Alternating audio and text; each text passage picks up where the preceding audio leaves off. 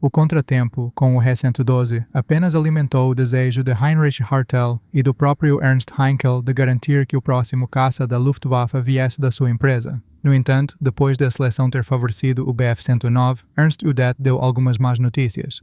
O departamento técnico tinha decidido racionalizar a produção. A partir de então, a empresa Heinkel deveria focar-se exclusivamente em bombardeiros, enquanto a Messerschmitt tratava dos caças. Mas isso não diminuiu o entusiasmo de Heinkel. Na altura em que a questão de um futuro substituto para o Bf-109 estava a ser considerada no outono de 1937, Siegfried Günther já estava a trabalhar arduamente num novo avião. Com base na experiência adquirida com o HE-119 de alta velocidade, ele estava a desenvolver um projeto que era, de certa forma, ainda mais pouco convencional. Este caça era conhecido como Projeto 1035 e o trabalho nele avançou muito rapidamente. Hertel e os seus projetistas tinham aprendido a lição com a história do HE-112. Desta vez, apostaram na simplicidade estrutural, reduziram o número de peças e fizeram tudo o possível para baixar os custos de produção. O Projeto 1035 apresentava uma bitola larga do trem de aterragem com escoras que se recolhiam para dentro, em direção ao centro da fuselagem. Foi dada uma enorme atenção à aerodinâmica. A este respeito, a aeronave pretendia ser uma verdadeira referência na sua classe. O desejo de minimizar o arrasto levou os engenheiros a uma decisão ousada: instalar um sistema de arrefecimento evaporativo semelhante ao usado no HE-119. Além disso, os projetistas tentaram eliminar completamente o radiador de óleo padrão. Em vez disso, usaram álcool metanol para arrefecer o óleo. Funcionava assim: o álcool evaporava, transferia calor para radiadores de superfície na cauda e na fuselagem, condensava novamente em líquido ali e depois regressava ao sistema. Outra característica única do projeto Neo 35 era que não usava um suporte de motor padrão. A carenagem era perfeitamente aerodinâmica em torno do motor Daimler-Benz DB611 e foi construída tão forte que na verdade suportava o próprio motor. Além disso, o projeto era bastante padrão, apresentando uma fuselagem oval e uma asa de revestimento resistente. As escoras do trem de aterragem recolhiam-se em poços logo na frente. Colocaram o combustível em 4 tanques localizados na traseira, ocupando quase metade do comprimento da asa e contendo 91 galões de combustível. Ailerons e flaps percorriam toda a borda de fuga da asa. A parte mais interessante do projeto foi que construíram 2 conjuntos diferentes de asas ao mesmo tempo. O primeiro conjunto tinha uma envergadura de quase 31 pés e uma área de 156 pés quadrados, enquanto o segundo conjunto era muito menor, com uma envergadura de 25 pés e uma área de 118 pés quadrados. O projetista-chefe Siegfried Günther não via realmente o sentido desta abordagem, mas Ernst Heinkel tinha um recorde mundial de velocidade em mente. O sonho de estabelecer um recorde tinha acompanhado Heinkel desde o início. Para isso, ele precisava de uma asa pequena, mas isso simplesmente não funcionaria para um caça completo.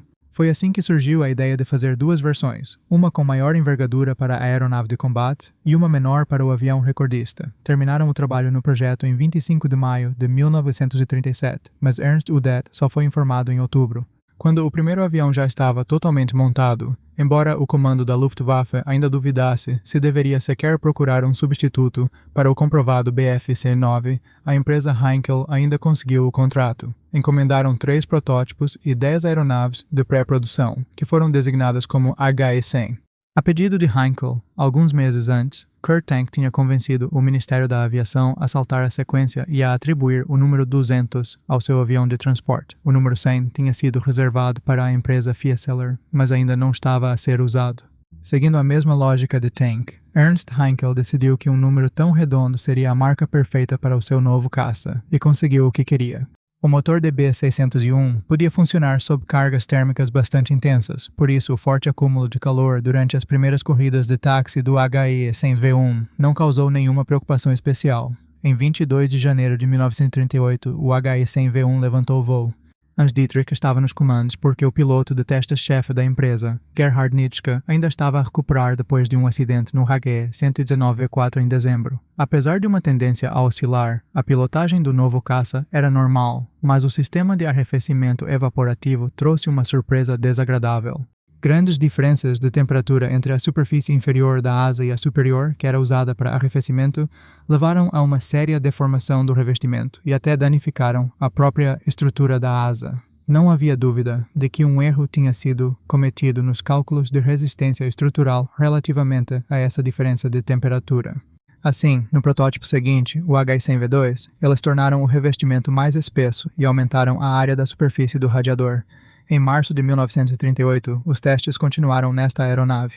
Embora o sistema de arrefecimento ainda não estivesse a funcionar perfeitamente, o desempenho do HE-100V2 permitiu prepará-lo para um voo recorde num circuito fechado de 62 milhas. Isto era suposto ser um aquecimento antes da tentativa de quebrar o recorde absoluto de velocidade com o modelo HE-100VV3. Eles escolheram um trecho de milhas entre o aeródromo de Vostro e o resort de Müritz, na costa do Mar Báltico. O voo, a uma altitude de cerca de pés, deveria ser realizado pelo piloto da empresa Captain Herding.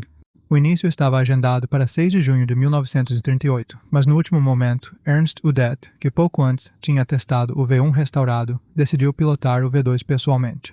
Udet estabeleceu um novo recorde, 392 milhas por hora. A tentativa de usar este recorde para uma manobra publicitária teve mais tarde um impacto negativo no destino do próprio caça. Surgiu a ideia de convencer potenciais compradores estrangeiros de que o He-112 já estava em serviço na Luftwaffe e, ao mesmo tempo, comercializá-lo como um avião recordista. Foi anunciado que o recorde foi estabelecido pelo He-111V Udet.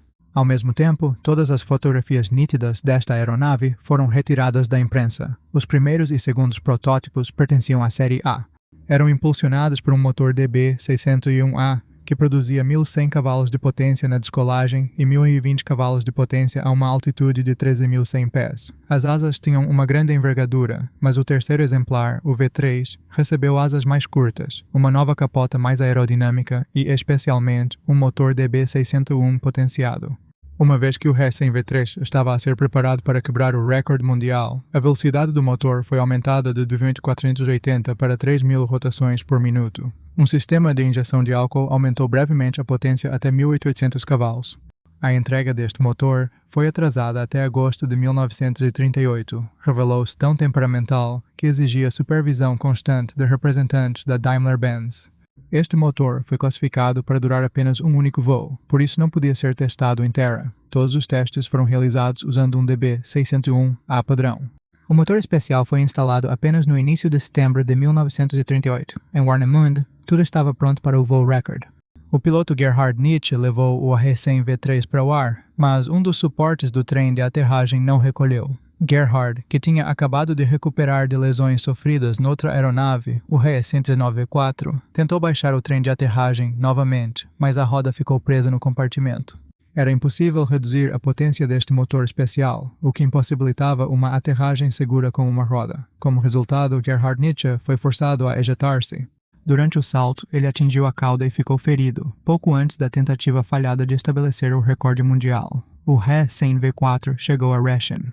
Esta era uma nova aeronave da série B, que tinha certas diferenças de design. O seu peso vazio era de cerca de 46.300 libras e o peso de descolagem era de 50.600 libras.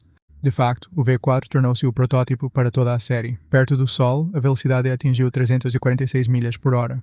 A uma altitude de 16.400 pés, atingiu 413 milhas por hora, e a 26.250 pés, fez 396 milhas por hora. No entanto, era raro realmente atingir esses números, uma vez que a maioria dos voos era interrompida devido ao sobreaquecimento do motor. O radiador de superfície ainda estava longe de ser perfeito. Algumas semanas depois de o V4 aparecer em Rechlin, a segunda aeronave da série B, o He-100V5, teve de desempenhar um papel em mais uma exibição que a França e a Alemanha ensinaram uma para a outra. No último ano antes da guerra, o chefe do Estado-Maior da Força Aérea Francesa, General Joseph Villemain, chegou à Alemanha para uma visita oficial. Para impressionar os seus anfitriões, ele escolheu o único bombardeiro experimental, a Miot 340, como seu transporte. Eles removeram tudo da aeronave que a identificaria como um protótipo experimental e pintaram o emblema pessoal do general nela. Joseph Guillaume voou com ela de Villa Kublai para o aeródromo de Stettin, perto de Berlim, a uma velocidade média bastante impressionante de 270 milhas por hora. Não está claro se os alemães realmente acreditaram que o Amiot já estava em serviço na França, mas os convidados definitivamente acreditaram na história de que o He-100 já estava em produção em massa para a Luftwaffe. Durante a estadia de Joseph William em Oranienburg, eles demonstraram o He-100V5 a ele. Aparentemente, por acidente, foi pilotado por Hans Dietler, que esperava um sinal de Ernst Udet em Marienheide. Após uma passagem em alta velocidade a baixa altitude, Hans Dietler aterrou o avião. e taxou diretamente até a delegação francesa. Erhard Milch explicou que este era o mais novo caça alemão, o mesmo em que Ernst Udet havia estabelecido o recorde mundial em uma distância de 62 milhas. Depois disso, Erhard Milch virou-se para Ernst Udet e perguntou: "Diga-me, Ernst, como estamos com a produção em massa?" Ernst Udet respondeu: "A segunda linha de montagem já está pronta e teremos a terceira em funcionamento em 2 semanas." As aeronaves HE-100 V6 e V7 pertenciam à série C. Elas foram equipadas com motores DB601AA aprimorados, que entregavam cavalos de potência na decolagem. A primeira dessas fuselagens ficou pronta em março, e em 25 de abril de 1939 foi entregue a Rechlin. Essa aeronave foi usada principalmente para testes de motor. O segundo avião levantou o voo em 24 de maio e, em 9 de junho, havia chegado ao centro de testes, mas a principal aposta do projetista de aeronaves Ernst Heinkel era o HE-100 V8 recordista. A propósito, eles lançaram este ainda mais cedo do que os modelos 6º e 7º. O número 8 recebeu a mesma asa curta do malfadado V3, juntamente com uma capota mais aerodinâmica e um estabilizador rebaixado. A empresa Daimler-Benz forneceu um motor DB601 especialmente preparado para o projeto. Para estabelecer o recorde, eles escolheram os arredores de Oranienburg, e o piloto foi Hans Dieterle.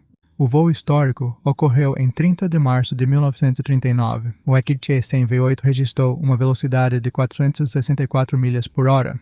Este foi o primeiro recorde absoluto de velocidade detido pela Alemanha. No entanto, para fins de propaganda, eles anunciaram oficialmente que a conquista foi estabelecida no HE-112U. Além disso, eles intencionalmente encobriram o fato de terem usado um motor especialmente impulsionado, mas o triunfo não durou muito. De forma bastante inesperada para Heinkel, os concorrentes da Messerschmitt partiram para o ataque ao recorde mundial já em 26 de abril.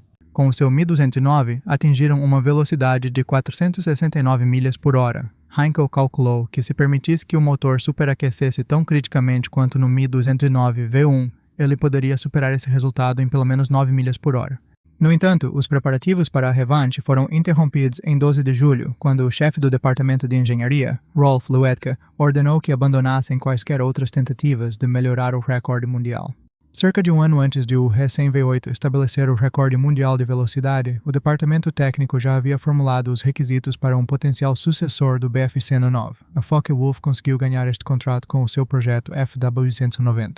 As autoridades concordaram em considerar a aeronave HE-100 apenas sob uma condição: se fosse equipada com um motor Junkers Jumo 211. A questão era que os motores DB601 já estavam a ser usados nos caças Bf-109 e Bf-110, e construir 2 fuselagens diferentes para o mesmo motor escasso era considerado impraticável. Os engenheiros rapidamente fizeram os cálculos sobre esta opção e chegaram à conclusão de que o Jumo 211 era completamente inadequado para o sistema de arrefecimento evaporativo único que era a principal característica do design do HE-100. Além disso, a carenagem especial do nariz criada para o DB601 teria que ser completamente retrabalhada para o motor Jumo, o que, segundo os cálculos, degradaria drasticamente as características de voo.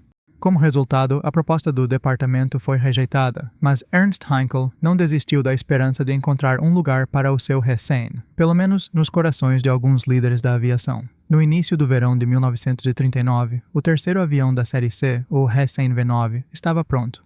Tornou-se o primeiro a receber armamento real, um canhão motor MG-FF e 2 metralhadoras MG-17 nas asas. Esta fuselagem destinava-se a testes estáticos.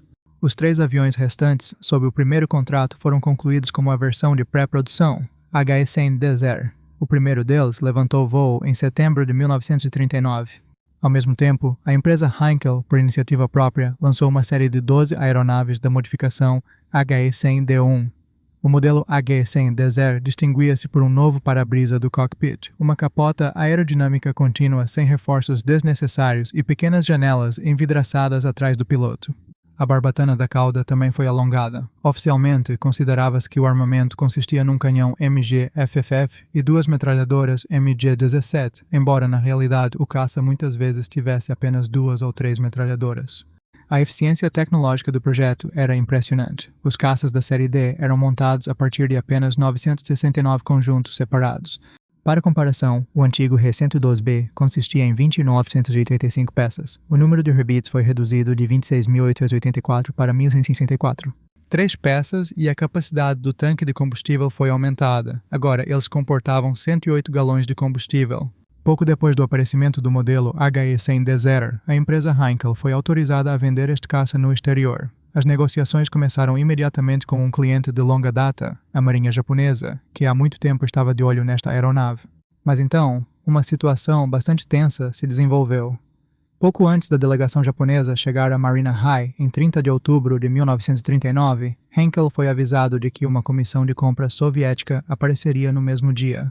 Heinkel não estava exatamente entusiasmado com esta reunião, mas foi-lhe explicado. A União Soviética estava a fornecer matérias-primas e, em troca, queria obter amostras de armamento alemão. Para evitar conflitos ou mal-entendidos, tiveram de organizar um verdadeiro jogo de espionagem. Os especialistas soviéticos e japoneses foram conduzidos por rotas diferentes, apenas para garantir que não se encontrassem acidentalmente. Os engenheiros soviéticos estavam particularmente interessados no sistema de arrefecimento evaporativo. A questão é que uma tecnologia semelhante já havia sido desenvolvida anteriormente por Sergei Vladimirovich Ilyushin para o seu caça experimental, o CKB-32, também conhecido como I-21. No final, decidiram comprar 3 aeronaves da versão HE-100D1. Estas diferiam do modelo HE-100 Desert por terem uma envergadura maior no estabilizador da cauda. Estes aviões foram entregues à União Soviética no inverno de 1939-1940 e foram distribuídos entre institutos científicos para estudo. A delegação japonesa comprou 3 HE-100 Dares por 1,2 milhão de marcos e por mais 1,6 milhão comprou a licença para fabricá-los. Todos os 3 caças foram enviados para o Japão em maio de 1940, após serem montados na base de Kasumigara. A aeronave recebeu a designação naval Aichi-Eon.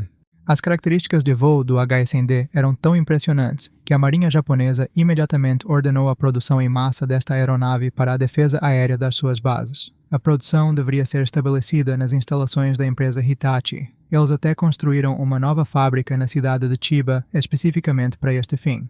Mas as circunstâncias conspiraram contra eles. Heinkel não conseguiu enviar os modelos e equipamentos necessários para iniciar a linha de montagem do Aichi-Eon. Então, o trabalho teve que ser interrompido. A empresa húngara Manfred Weiss, de Budapeste, também tentou adquirir uma licença, mas essas negociações não levaram a lugar nenhum. O HE-100 nunca mais foi exportado.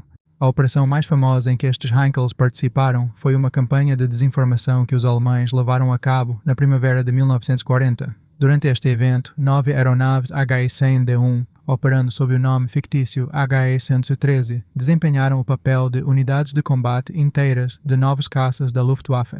Estes aviões eram constantemente repintados, e alguns até exibiam marcas de abate por vitórias aéreas que nunca aconteceram. Este estratagema foi rapidamente exposto, e o interesse no chamado He-113 foi gradualmente desaparecendo. Hoje, o interesse no caça HE-100 provém principalmente de entusiastas da aviação e daqueles envolvidos em modelismo, mas encontrar informações detalhadas sobre esta aeronave revelou-se bastante difícil. Os modelistas encontraram-se num beco sem saída, uma vez que construir uma réplica exata sem os projetos certos é quase impossível. Mas antes de entrarmos na descrição técnica do HE-100, vamos revelar um pequeno segredo sobre esta máquina. Se abrir qualquer manual de aviação ou perguntar a um especialista qual o armamento que este caça transportava, eles dirão com confiança: um canhão de 20 mm e 2 metralhadoras de calibre 7,92 mm. Mas outras fontes de informação afirmam que o Heinkel HE-100 está armado com 3 metralhadoras MG-17 de calibre 7,92 mm. 2 delas estão montadas nas asas e disparam através do arco da hélice, enquanto a terceira está localizada na fuselagem e dispara através do eixo do motor. Cada arma tem um suprimento de munição de 500 projéteis. E ainda outra descrição técnica de 1940 indica que a terceira metralhadora era apenas um extra opcional, instalada apenas em aeronaves específicas da série HE-100D1. Verdadeiramente, para 1940, o valor de combate de um caça, mesmo com 3 metralhadoras de pequeno calibre, era próximo de zero. Isso parecia risível em comparação com as 8 metralhadoras dos Spitfires e Hurricanes britânicos, embora até a sua eficácia já estivesse a ser questionada nessa altura. Quanto ao canhão de 20 mm, acoplá-lo ao motor DB-601 revelou-se uma tarefa difícil. Lembre-se que no caça Messerschmitt Bf-109E, nunca conseguiram fazê-lo, embora o trabalho estivesse em andamento. Parece que os alemães falharam em montar um canhão numa aeronave de combate equipada com um sistema de arrefecimento evaporativo tão delicado, sensível a choques e fortes vibrações. Se os canhões foram instalados nas 3 aeronaves japonesas H-100 Desert, permanece desconhecido até hoje, mas como os japoneses usaram ativamente as tecnologias da Heinkel e, no entanto, não lançaram um único caça com um canhão montado no motor, podemos assumir que os engenheiros da Heinkel simplesmente não conseguiram lidar com esta tarefa. No entanto, os britânicos acreditaram neste mito e o resto do mundo seguiu o exemplo. Durante muito tempo, ninguém duvidou que o H-100 era um caça totalmente capaz e armado com canhões. O segredo dos Henkels permaneceu por resolver por mais de meio século. O facto de o H-100 ter apenas metralhadoras é indiretamente confirmado pelo facto de estes aviões nunca terem entrado em combate. Isso parece estranho, porque outras aeronaves experimentais, mesmo aquelas que existiam em exemplares únicos, eram frequentemente enviadas para a frente para testes de combate. Hoje, os especialistas afirmam que este caça era ineficaz devido ao seu sistema de arrefecimento específico, assemelhava-se a um design de corrida e tinha baixa capacidade de sobrevivência em batalha. No entanto, uma aeronave assim poderia ter funcionado com sucesso não nas linhas da frente, mas, por exemplo, no sistema de defesa aérea. Além disso, não devemos esquecer que, no final da guerra, a empresa Heinkel recebeu a tarefa de criar o interceptor de alta velocidade P-1076. Tinha o mesmo sistema de arrefecimento evaporativo, mas estava armado com 3 canhões de calibre 30 mm. Os japoneses, baseando-se na experiência da Heinkel, também desenvolveram várias aeronaves com um design semelhante. No final da guerra, o alto desempenho do caça H-100 foi alcançado principalmente através da sua excelente aerodinâmica. Não possuía absolutamente nenhum radiador comum para água e óleo, graças ao qual as linhas da fuselagem permaneciam perfeitamente suaves. Dito isto, o H-100 tinha mais algumas características interessantes que poucas pessoas conhecem. Em primeiro lugar, o perfil incomum da asa. Hoje diríamos que era próximo do laminar. A espessura máxima da asa foi deslocada para trás. Isso mostrava que os projetistas prestaram atenção especial à redução do arrasto para voos a velocidades criticamente altas. Claro, um perfil assim comprometia um pouco a sustentação, mas em troca, o arrasto aerodinâmico era visivelmente reduzido quando a aeronave acelerava ou subia a uma altitude significativa. Lembremos-nos que, em grande parte, foi graças à asa com perfil laminar que o P-51 Mustang americano se tornou um dos melhores caças da Segunda Guerra Mundial.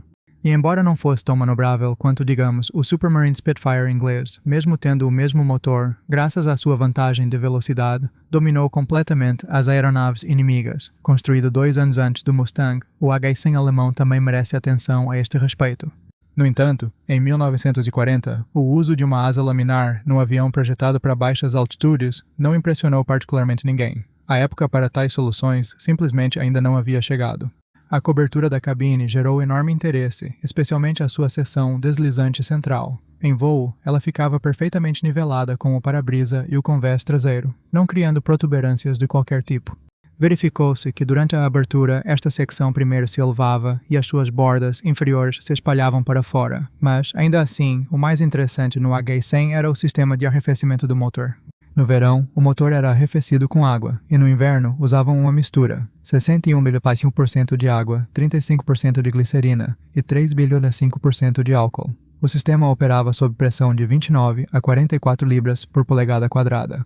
A água quente saía do motor e fluía para separadores especiais. Lá, parte da água transformava-se em vapor, que viajava para os condensadores da asa.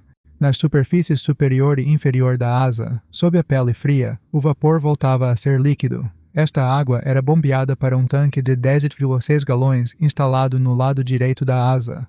No total, a aeronave tinha 13 condensadores de vapor, 7 à esquerda e 6 à direita. A sua área total somava 89 pés quadrados. Além disso, havia um radiador retrátil adicional na fuselagem para condensar qualquer excesso de vapor. As pessoas por vezes chamavam-lhe erroneamente um arrefecedor de óleo retrátil, mas a verdade é que o avião não tinha um radiador de óleo convencional. Essa tarefa era realizada por um sistema de arrefecimento a álcool. Basicamente, funcionava como se pegasse no arrefecedor de óleo e o mergulhasse num tanque de álcool. O óleo quente transferia calor para o álcool, fazendo-o evaporar, e esse vapor viajava para condensadores de superfície na fuselagem, no convés traseiro, na deriva vertical e no estabilizador. Lá, o vapor voltava a ser álcool líquido e era bombeado de volta para o tanque. Uma peculiaridade interessante do design era que não incluíam quaisquer dispositivos especiais para controlar a temperatura do óleo. O piloto geria-o simplesmente alterando as RPM do motor ou o modo de voo. Mesmo assim, o sistema de arrefecimento era tão eficiente que a temperatura do óleo permanecia dentro dos limites sob qualquer carga ou condição. Além disso, o motor não tinha um suporte de motor padrão. Em vez disso, essa função era preenchida por duas vigas estruturais que eram essencialmente extensões das laterais da fuselagem, formando uma unidade única com a estrutura da aeronave. Além disso, essas vigas também serviam como parte da carnagem do motor. No entanto, essa configuração de montagem específica acabou por pregar uma partida cruel a Ernst Heinkel e tornou-se uma das razões pelas quais a aeronave não foi adotada para o serviço. A questão é que o motor DB601, usado no HI-100, era criticamente necessário em grandes quantidades para os caças Messerschmitt de produção em massa, o Bf-109 e o Bf-110. E trocar um motor diferente no HI-100, como o Jumo 211, era simplesmente impossível sem um redesenho radical de toda a estrutura da aeronave. Acrescente a isso o facto de que, na mesma época, Kurt Tank apresentou o seu mais recente caça, o FW-190, para testes. O comando da Luftwaffe estava muito interessado nele, e outra razão para o fracasso de Ernst Heinkel torna-se clara. Voltemos ao design do HI-100. A sua fuselagem era uma semi-monocoque clássica com painéis de revestimento perfeitamente ajustados, fixados com rebites nivelados para uma melhor aerodinâmica. Ao contrário de muitos outros caças, o HI-100 tinha uma deriva vertical destacável, cuja parte frontal, como já mencionado, funcionava como um condensador para arrefecer os vapores de álcool. Os engenheiros conseguiram tornar o estabilizador horizontal quase sem emendas. Toda a sua superfície, que também servia como radiador, era feita de uma única chapa sólida. A asa do HI-100 era toda em metal, com uma única longarina, e não era dividida em secções separadas. Os painéis do sistema de arrefecimento foram construídos diretamente na estrutura. Cada painel consistia em duas chapas hermeticamente seladas. A externa servia como revestimento e tinha cerca de 0,03 polegadas de espessura, e a interna era mais fina, 0,02 polegadas. A distância entre elas variava de 0,16 a 0,24 polegadas. A borda de ataque da asa também funcionava como um arrefecedor. Era curvada a partir de uma chapa de 0,06 polegadas de espessura com duas partes soldadas e não havia nenhuma estrutura interna. O elemento mais forte do revestimento da asa era a tampa da escotilha da metralhadora, com uma espessura de 0,16 polegadas. Isso foi feito intencionalmente, porque a escotilha estava localizada perto do cockpit e pilotos e mecânicos pisavam nela constantemente. É interessante notar que os flaps eram revestidos de metal na parte inferior, enquanto a superfície superior era de tecido. Os ailerons, leme e profundores também eram cobertos com tecido. A propósito, quando os flaps eram acionados, os ailerons do HI-100 também desciam 11 graus. Entusiastas de modelismo devem notar que os flaps defletiam em ângulos diferentes. As seções internas desciam 60 graus, enquanto as externas apenas 38,5. O design do trem de aterragem do Heinkel apresentava um truque pequeno, mas muito interessante. Enquanto os suportes eram normalmente recolhidos e estendidos usando hidráulica, o mecanismo de extensão de emergência era completamente autônomo e não dependia de nenhum dos outros sistemas da aeronave. Tudo funcionava da forma mais simples possível. Havia um pedal especial dentro do cockpit. Ao pressioná-lo, o piloto libertava as travas que mantinham o trem de aterragem na posição recolhida. Uma vez libertados, os suportes simplesmente caíam dos poços das rodas sob o seu próprio peso, e uma mola de alta resistência puxava-os até que se encaixassem no lugar. Era um sistema que melhorava significativamente as chances de sobrevivência do avião, e era uma verdadeira raridade para caças daquela época. Muito provavelmente implementaram isso após a perda do protótipo HS-100V3, que bateu precisamente porque um dos suportes do trem de aterragem não conseguiu ser acionado. Ao falar do HI-100, vale a pena destacar também uma série de soluções tecnológicas avançadas utilizadas durante a sua montagem. Em primeiro lugar, isso aplica-se aos chamados rebites explosivos. Parece que os engenheiros dominaram tão bem esta tecnologia que a usaram até em áreas críticas como as juntas das longarinas, mesmo havendo bastante espaço para rebitagem padrão. Além disso, o design da aeronave fez uso extensivo de fundição eletrônica. Essa é uma liga leve de magnésio. Eles até a usaram para fabricar peças grandes de paredes finas, como as anteparas e a estrutura da capota. O avião também apresentava bastantes conjuntos soldados. Para concluir a história do HI-100, vale a pena partilhar uma opinião pessoal. Este caça nunca foi adotado para o serviço, pois a liderança da Luftwaffe efetivamente enterrou o projeto, e isso é uma pena, porque todo o potencial nele construído poderia ter realmente brilhado. Em 1943 e 1944, foi exatamente quando os alemães enfrentaram o sério problema de lidar com caças de alta velocidade e grande altitude. Os P-51 Mustangs americanos cortaram completamente o oxigênio dos Messerschmitts e Focke-Wulfs, mantendo-os afastados dos seus bombardeiros estratégicos. Naquela época, o He-100 poderia ter sido equipado com o potente motor DB-605. Tinha as mesmas dimensões do anterior DB-601, mas combinava perfeitamente com o canhão MG-151-20 de 20 mm, ou mesmo com o MK-108 de 30 mm. Essa solução não só teria resolvido os problemas de armamento fraco do He-100, mas também lhe teria permitido operar eficazmente em grandes altitudes. Graças ao seu design leve e alta velocidade, este caça poderia ter sido um rival digno para os formidáveis Mustangs e ter libertado os céus para os interceptores pesados. Agora, quanto à capacidade de sobrevivência em combate do sistema de arrefecimento evaporativo, há uma nuance importante aqui. Nem toda a água do motor ia para os condensadores, apenas uma pequena fração dela. Além disso, perder água como vapor através de buracos de bala na asa não é assim tão crítico, basta pensar numa chaleira a ferver. Os engenheiros da Heinkel previram isso ainda na fase de projeto, então eles tornaram os condensadores fáceis de substituir. Assim, é totalmente possível que o He-100 pudesse ter permanecido em combate por algum tempo, mesmo com danos mais sérios. O sistema de arrefecimento a álcool-óleo, no entanto, é outra história. Eles o instalaram na parte mais vulnerável da aeronave. Contudo, eles poderiam ter facilmente dispensado isso. Um radiador de óleo padrão não teria aumentado tanto o arrasto.